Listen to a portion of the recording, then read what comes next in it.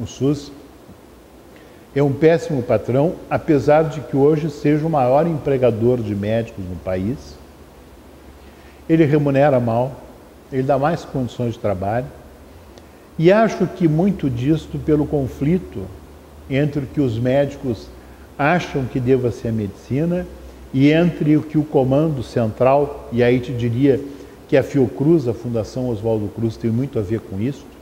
Aí a gente tem que retroceder um pouco.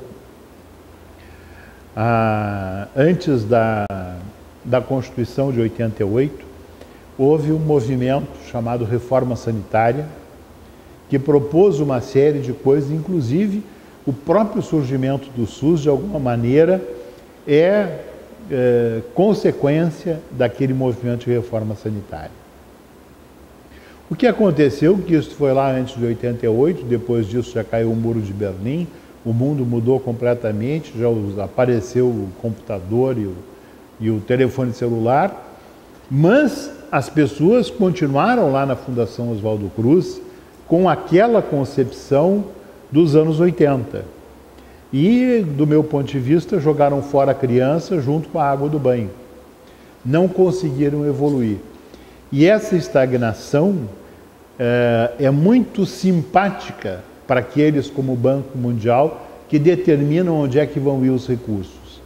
Então, nós temos hoje no SUS, na minha visão pessoal, de novo friso isso, uma certa nomenclatura, uma certa alta burocracia no Ministério da Saúde e que se repete em muitas secretarias estaduais de saúde, em algumas secretarias municipais, uma alta burocracia com técnicos, principalmente quando médicos sanitaristas, que têm esta concepção, que por isto têm muito dinheiro do governo, por terem muito dinheiro reproduzem isto, né?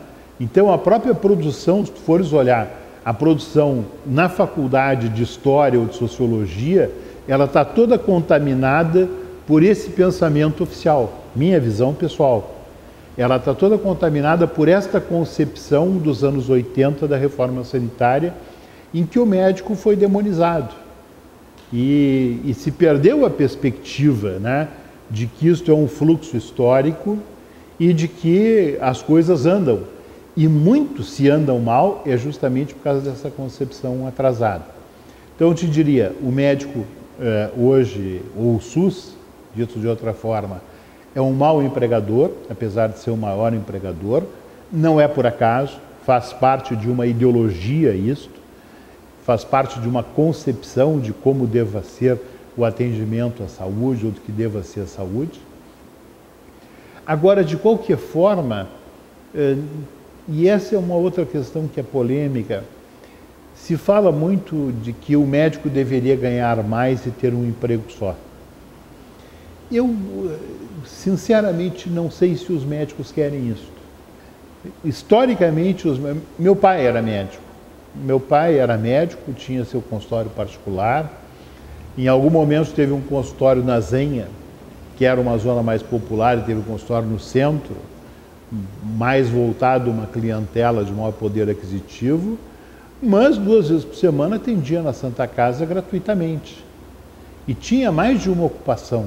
Então, se a gente olhar do ponto de vista histórico, os médicos não sofreram uma mudança em que eles antes tinham o tempo integral dedicado a uma atividade, depois se viram forçados a se deslocar de um lado para outro e tal.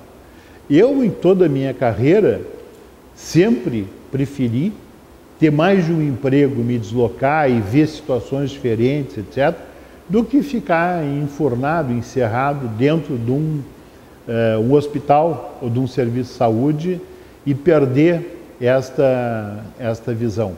Acho que a universidade padece muito disso, né? No momento em que os professores universitários almejam o tempo integral e dedicação exclusiva, eles perdem o contato com a realidade externa. Eles passam a viver só a realidade acadêmica. Eu acho que as coisas não acontecem por acaso. Quando houve ditadura militar no Brasil, houve na Argentina, no Chile, no Paraguai, houve uma decisão de que houvessem governos militares na América Latina. Quando o governo dos Estados Unidos passou a ser um governo do Partido Democrata, houve uma decisão de que se poderia conseguir as mesmas coisas sem o desgaste lá dentro dos Estados Unidos de ter que assistir na TV a tortura, o desaparecimento, etc.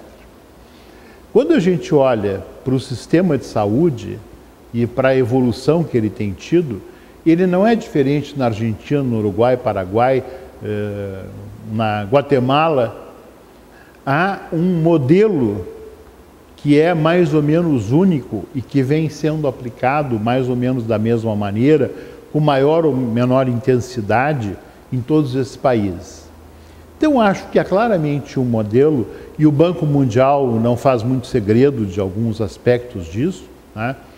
Há claramente um modelo de que a saúde para a população pobre deve ser uma saúde pobre. A China, né, teve os famosos médicos descalços. Foi uma decisão, né? Não tem médico para todo mundo, nós não vamos formar médicos com excelente qualificação, nós vamos pegar alguém da sociedade, principalmente como critério, se não tiver nenhum comprometimento ideológico com a realidade ou o governo anterior, e vamos apontar, tu vai ser um médico dessa comunidade e vamos te ensinar a receitar o chá, não sei o quê, e vai ser um médico descalço.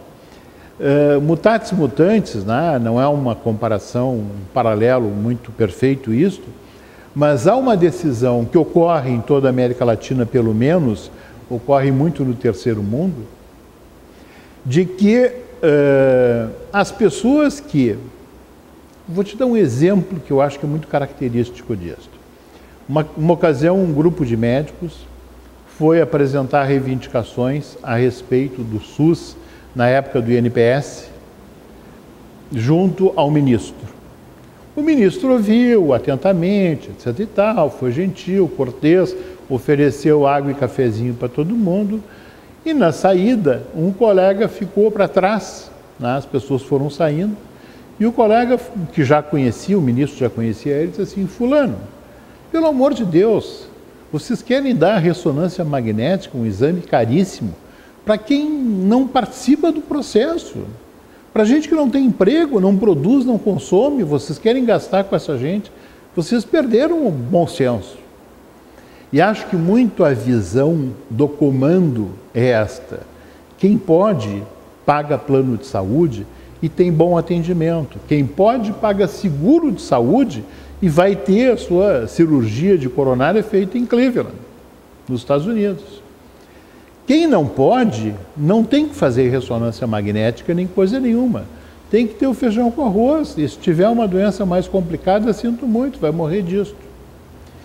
E isto não entra na cabeça do médico.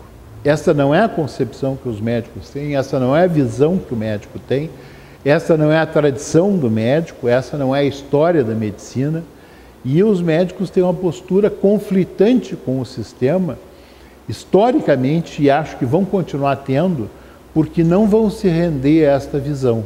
Então vão continuar sempre pleiteando para aquelas pessoas que não produzem, que não consomem, que não fazem parte do sistema da roda que faz girar o capitalismo ou a sociedade de consumo, etc. E vão querer que essas pessoas tenham a mesma qualidade de atendimento. Então, há um conflito permanente aí entre uma concepção de formação, talvez, do médico, mas é uma questão muito interna do médico. O médico não vai abrir mão disso. E o governo federal, nesse momento, exerce sobre as faculdades uma pressão muito grande, uma pressão econômica. Porque se tu fizeres um projeto de ensino numa universidade federal, na faculdade de medicina, se tu fizeres um projeto de ensino que se coadune com essas decisões lá do comando central, tu vai receber verba destinada a este projeto, aquele projeto, mas a consciência deles não vai ser submetida e vai passar para os seus alunos.